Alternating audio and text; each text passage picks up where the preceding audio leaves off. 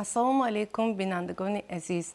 барномаи навбатии дастархон аст ин лаҳза манзури шумо ва имрӯз мо як таоми қадимаи тоҷикона бо номи кичириро омода мекунем.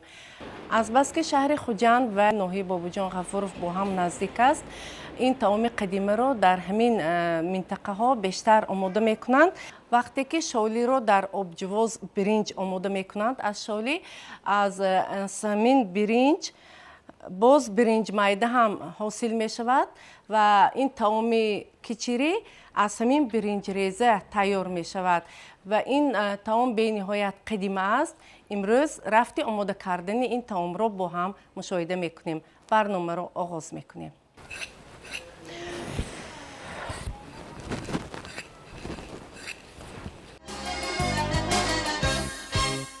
бинандаҳои азиз, тавре гуфтем, имрӯз дар барномаи дастархон мо таоми миллии қадимаи тоҷикона бо номи кичириро омода мекунем ва имрӯз ин таоми қадимаи миллиро ду модарони соҳибҳунар, ду модарони кадбону аз ҷамоати Ҳайдар Усмони ноҳияи Бобуҷон Ғафуров баҳри мо омода мекунанд ва модарони азиз мегуфтед ки таоми кичирӣ чӣ гуна таом аст ва аз кадом маҳсулотҳо омода мешавад ва имрӯз то чӣ андоза маъмул аст ин таом. барномаи дастархон дар рӯзҳое мегузарад ки халқи тоҷик ба 35-солагии истиқлолияти ҷумҳурии Тоҷикистон тайёрӣ мебинад. ва ин барнома ҳам барои мо хотирмон аст. Кичирӣ яке аз навъҳои қадимтарини хӯроки миллии тоҷикон аст. албатта бо баробари истиқлолият, даврони истиқлолият анъанаҳои миллии мо пешрафта истодааст ва мардум ба хӯрокҳои миллӣ низ рӯй оварда истоданд. ана ҳамин кичирӣ ду навъ тайёр карда мешавад. якум навъаш аз он иборат аст ки аз биринҷмайдаву мош ки ба дег андохта ҷӯшонида мешавад.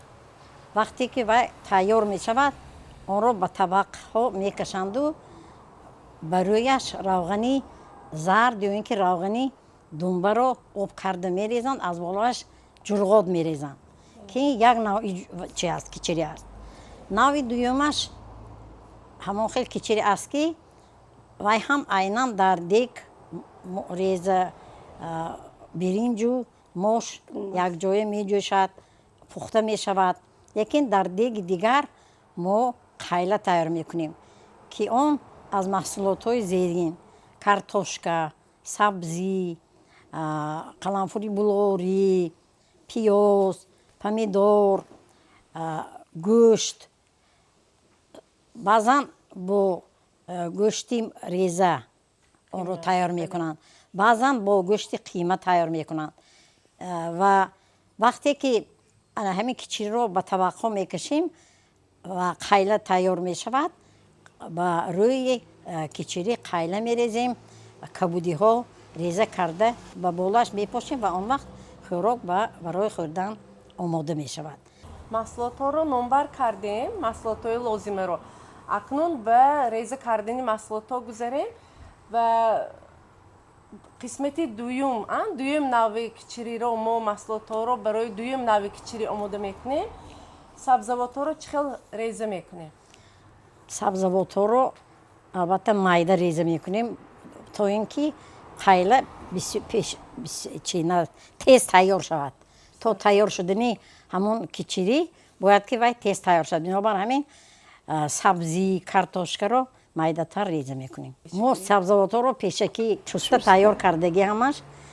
акнун барои тайёр кардани қайла ин сабзавотҳоро реза мекунем. ман ҳам кӯмак кунам? майлаш.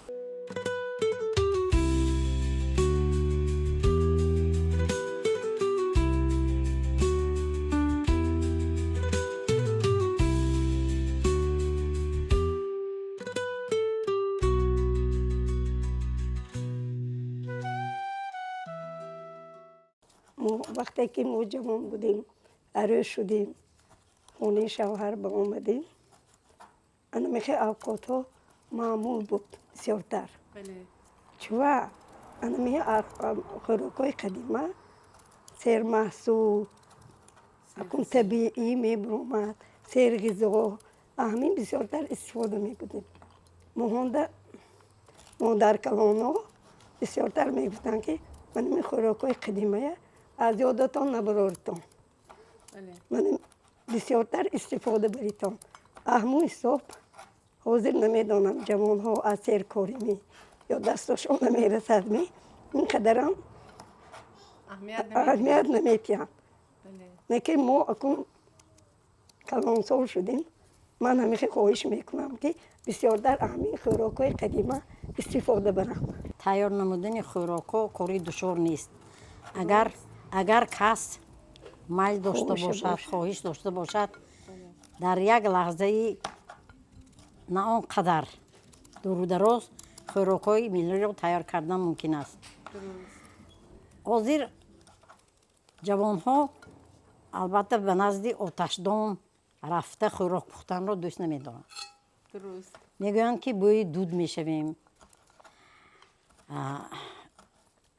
البته این ترقیات تکنیک علم است که شرایط برای همه خوراک‌پزی و نانپزی و دیگر خورش‌های و شیرینی‌های حاضر البته همش موافقت می‌کند. وقتی که ما جوان بودیم این خیلی نبود. ما البته نزد آتشدان رفته همین خوراک‌های ملی تیار می‌کردیم. از بس که خوراک تیار کردن اینقدر کاری دشوار نبود برای ما، به سری آتشدان می‌رفتیم. در همان نزد آتشدان حتی همین سبزی و پیاز و دیگر سبزیجات را میده کرده ایستاده خوراک تیار می‌کردیم. چون که وقتی ما با کار صرف می‌شد برای کار کردن فرصت محدود بود. من خودم معلمه بودم، به کار می‌رفتم، بسیار تشویش‌های زندگی بود. با وجود همین ما همین خوراک‌ها رو در آتشدان تیار می‌کردیم. البته در آتشدان تیار شدگی خوراک‌ها تماما مزه دیگر دارند. شخصاً همسر من همیشه میگفتند که همین خوراک رو در آتشدان تیار کن. و من یگان مرتبه در خاطر ندارم که همین گفته شوهر رو رد کرده باشم. همیشه در آتشدان همین خوراک رو تیار میکردم با وجود سیرکاری. و اکنون امروز جوانان البته خیلی خوشبختند. جامه‌شویی در ماشینی جامه‌شویی، خوراک‌پزی در پلیته گازی، پلیته‌های الکتریکی، همین اون محصولات ها تیار در یک آشخانه، هم آب گرم هم آب خنک همش تیار. البته شرایط همش برای جوانان مهیا است. بنابر همین جوانان باید شکر کنند. به حیات امروزی ما شکرانه گویند و همیشه محصولات های انمین طبیعی خودمان را استفاده برده ایستاده خوراک های لذیذ تیار کنند و آن را استفاده برند که این خوراک های خیلی سرغذا می باشند و برای سلامتی انسان فایده‌ناک.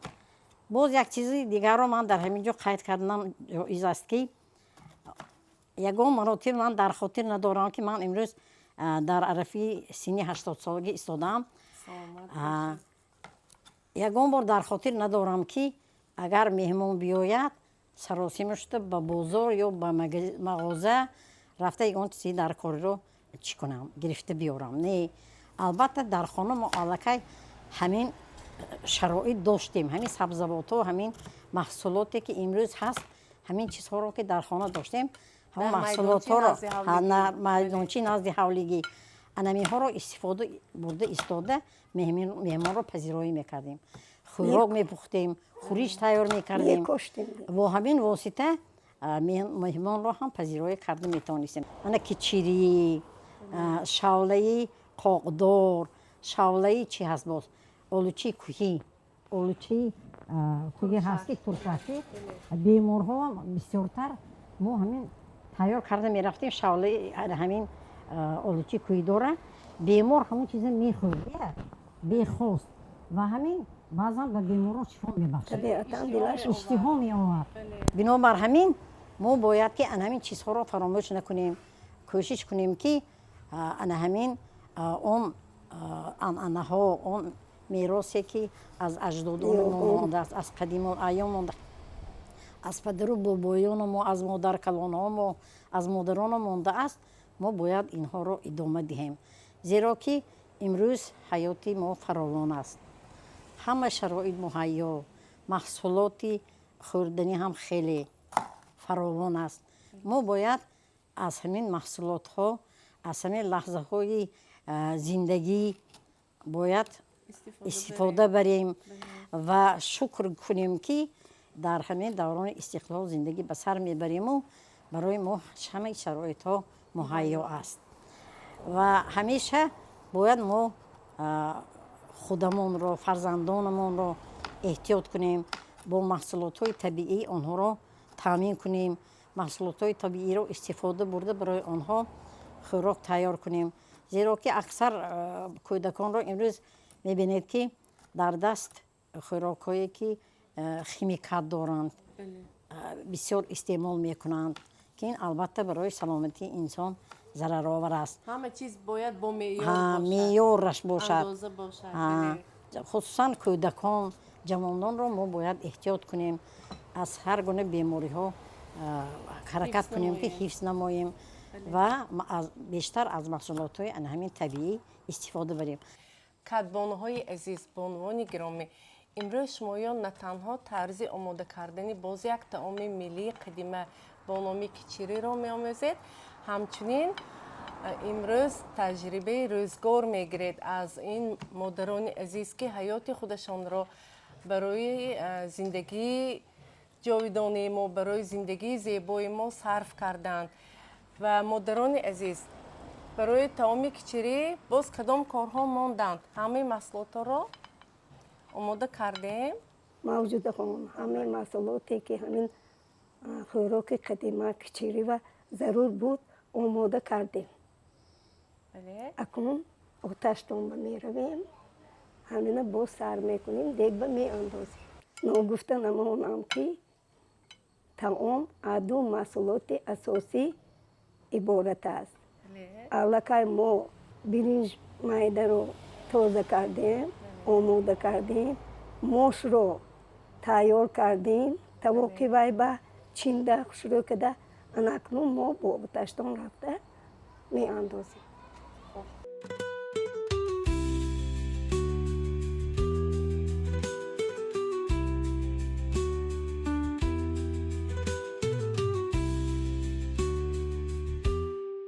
موجود خان، امروز ما برای آن که جوانان از ما آموزند، کلین پاشای خاندان را دعوت کردیم. میخواهیم که ریز برنج و هم ماش را شسته به دیگ اندازند و خوراکپزی آغاز یابد. مرحمت. من گوشت را میده ریزه کنم. درست است همین طرز ریزه کردن؟ ریزه کردن بسیار نقص ریزه کنیم. امید خان بچه جون 3 بار خوش رو که میشویم.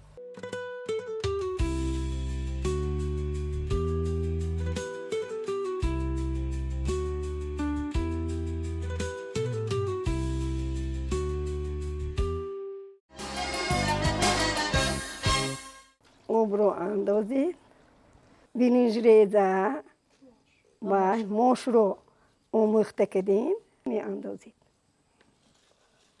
برای کشتیت دیگم آور. آهسته.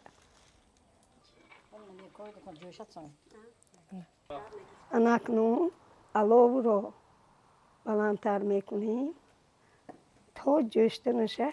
وقتی که جوشید آلو رو نه اونقدر بلند میکنیم، معتدل جوشد، نمک میپاشیم. با نمکش باید که کوفته میگیریم. کفلیزی که چوبین هست همون که کوفته میگیریم کم ترکت لکچه و اوده میگیریم و وقتی که جوشید بقر اوده هم تو میچوشیم. بعد این خوراک یک الشیمداری با لذتی نفس تیار میشد. برای تیار نمودن قیله آش کچری ما باید به دیگ روغن اندازیم. وقتی که روغن گرم شد ما باید پیاز رو می اندازیم. қайлае ки мо тайёр мекунем хӯрокро боз ҳам болаззаттар мегардонад, зеро ки сабзавотҳои гуногун дар он истифода бурда мешавад. Кичирие ки бо ҷурғоту равғани думба тайёр карда мешавад, қадимтарин аст. Мин баъд вақте ки ҳаёт тараққӣ мекунад, оҳиста оҳиста мардум боз фикрҳои нав ба нав эҷод мекунанд, пас навъи дуюми анамин хӯроки кичирӣ бо қайла тайёр карда мешавад ки ин боз болаззаттар аст. имрӯз мо ба шумо ҳарду навъи тайёр кардани оша кичириро меомӯзем, нишон медиҳем ва албатта боварӣ дорем ки пас аз тамошои ин барнома ҳамихи хӯрокҳоро омода месозем. пас аз андаке зирбидани пиёз гӯштпораро низ ба равған меандозем ва онро мепазем. бинандагони азиз, албатта ин декам дар ҷӯш аст ва тарзи пухтани таоми кичирӣ дар тез омехта кардан, дар тез кофтани ҳамин таом аст ва онро бо намин гуна кафлесҳои чӯбин мекобанд. ҳамин тавр ана мавҷуда хун ана кун ин ҷӯшба дар омад. Ина намихел мекобем. ана мехел як бай мунтазам мекобем. вай ин райҳонҳои чакеш моро бинед. И модаркалонҳои мо вақте ки тӯи маърака шавад, албатта ҳамин райҳона канда мана ҳамин чаккаҳошонро мехастам. ман ҳамун унс гирифтаги қайнобубам, модаркалонам, очи бибиҳо, ин райҳон ҳамин хетизи биҳишти ки агар ина одам истифода барад, атир, пудра, ҳеҷ дигар мушк дар кор не. ман ҳам дарё дорам, биби ман ҳам доим дар ҳамин ана болои гӯшашон райҳон доштам. оши кичирӣ омода месозем. биринҷи майда зуд тайёр мешавад, аллакай мулоим мешавад, зуд дер мекапад, дер мепазад. акнун сабзиро ин дек дар чӣ меандозем. ҳол аст? сабзиро меандозем. гӯшту пиёз аллакай пухт. акнун қаламфури булғориро низ меандозем. бо сабзи якҷоя мепазем. барои он ки сабзиву қаламфури булғорӣ тезтар мулоим шаваду пазад, мо андак намак мепошем. сабзи дер мепазад, бинобар ҳамин бисёртар зирвондан рост меояд. вақте ки сабзи мулоим мешавад, пас аз он картошкаро ҳамроҳ мекунем. бале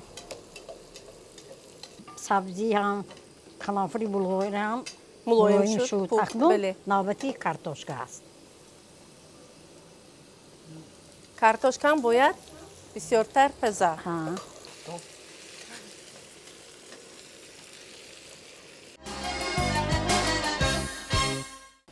қариб омода шуд. омода шуд. биринҷ ба назарам ба об сер шуд. анакнун як бай пиёлача ордро мегирем. бале баъд ҳамроҳ мекунем. аз сеткача гузаронда ҳамту рӯи ҳамин таом ба мечошем, то ки ин ширадор шавад. оҳиста оҳиста ҳамту мунтазам ҳамту рӯшба мечошем. ана мондагишон чошид. кифоя? шуд.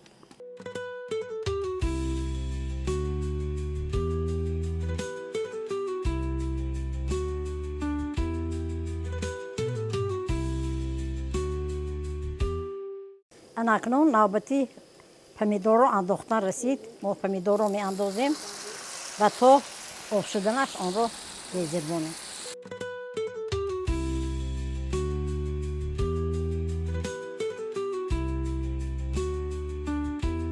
ҳама сабзавотҳо зирбида шудаанд. акнун мо бояд андаке об андозем. ин бояд сахт наҷӯшад, ҷӯшишаш мӯътадил бошад. пас аз як 15-20 дақиқа ин бояд тайёр шавад.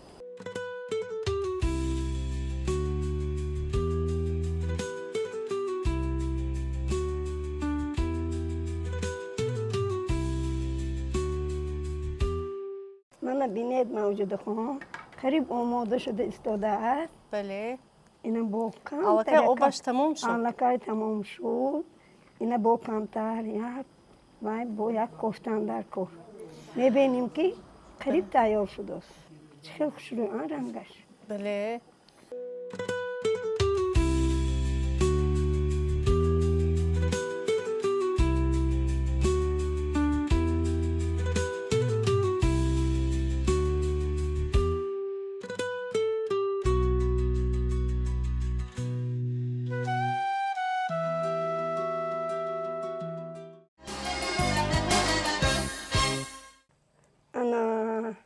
کچری ما آماده شد. به طبقه میکشیم؟ به طبقه میکشیم.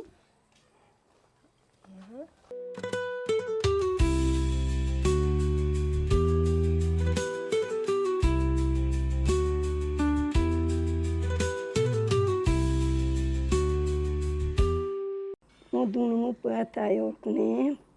یک تاش روغن با جروات بولش با میریزیم جروات در روغن میریزیم.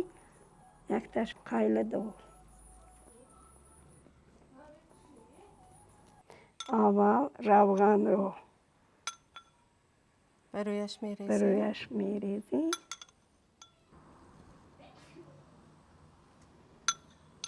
روغن دون برو بطه. انکنون جروات رو میریزیم.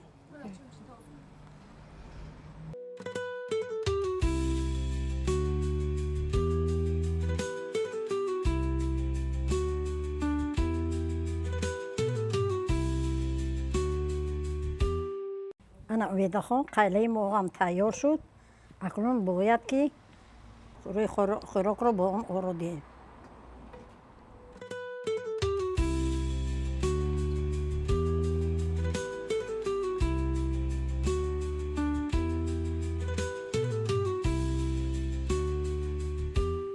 البته ریحان رو هم فراموش نمیکنیم. همینطور این هم بوی خوش میدهد هم طعمش رو باز هم لذیذتر میکند.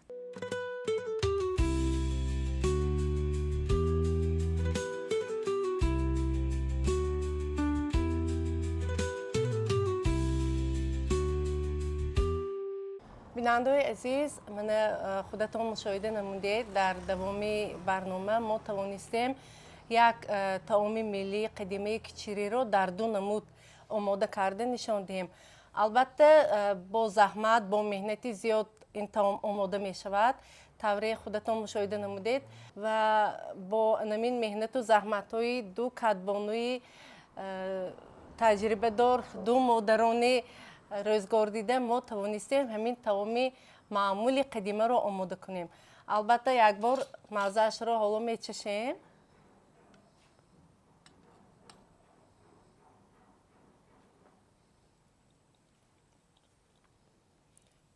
با مزه شده است.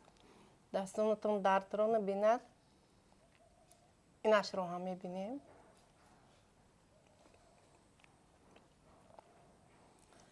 به نهایت با مزه.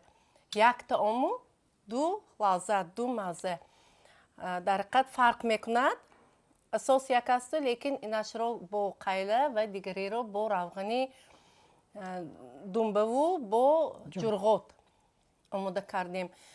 مادران عزیز، برای اشتراکتان در این برنامه دسترخوان برایتان منتداری بیان میکنم. دستانتان درد رو نبیند و امروز در حقیقت کدبانوهای جوان از طرز آماده نمودنی باز یک طعام ملی آگاه گشتند. بله موجوده خان، من امروز دو نوعی خوراک تیار کرده شد. البته جوانان از این بهره برداری میکنند. بله. و من بعد همین گونه خوراک رو برای اهل عائله خود تیار میکنند. من امروز به نهایت خرسندم که با کارمندان برنامه دسترخوان و هم اعجاز از نزدیک شناس شدم. من البته هر گاهی که این برنامه ها رو میبینم از این برنامه ها لذت خیلی زیاد میگیرم، بسیار چیزها رو میآموزم و آرزو میکردم که با کارمندان همین برنامه نیز شناسایی پیدا کنم و امروز خوشبختانه در айёми ҷашнгирии 35-солаги истиқлолияти ҷумҳурии Тоҷикистон ин кор ба даст омад, амалӣ гардид ва ман аз ин бениҳоят хурсандам ва ин чиз барои ман хотир монад, зеро ки дар бисёр барномаҳо иштирок карда будам, лекин дар ин барнома иштирок надоштам ва имрӯз ман аз ин бениҳоят хурсандам ва хоҳони онам ки ҳамеша танотон сиҳат бошад, ташаккур, умратон дароз бошад, ризқатон фаровон бошад, ҳамеша дар куҷое ки бошед сарбаланд бошед. қуллаҳои баланди эҷодӣ бароятон таманно мекунам. ҳамеша мисли гулҳои баҳорӣ шукуфон бо тароват зебо бошад. ҳамеша дастархонатон пур аз нозу неъмат бошад. дар куҷое ки бошад суханатон бурро бошад ва ҳамеша сарбаланду фирӯз бошед. албатта таҳия намудани ин барнома сари вақте буд, барои он ки ин барнома бениҳоят ба ҷавонҳо заруранд, зеро ки ҷавонҳо анамин таомҳоя гӯё омӯзанд, бархурдор шаванд ва минбаъд аз ҳамин таомҳо тез дастархони худро зеб диҳанд. ба ҳар дуи шумо низ ҳамчунин ба умедахон низ бори дигар ташаккур мегӯям.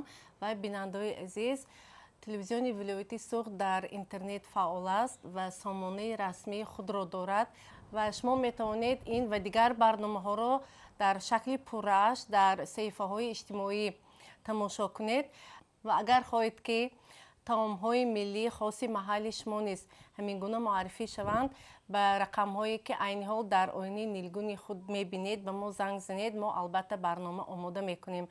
то барномаҳои дигар бо шумо хайру хуш мекунем ва чун ҳамешагӣ як акси хотиравӣ барномаи моро ҷамъбаст мекунад. хайр, то барномаҳои дигар.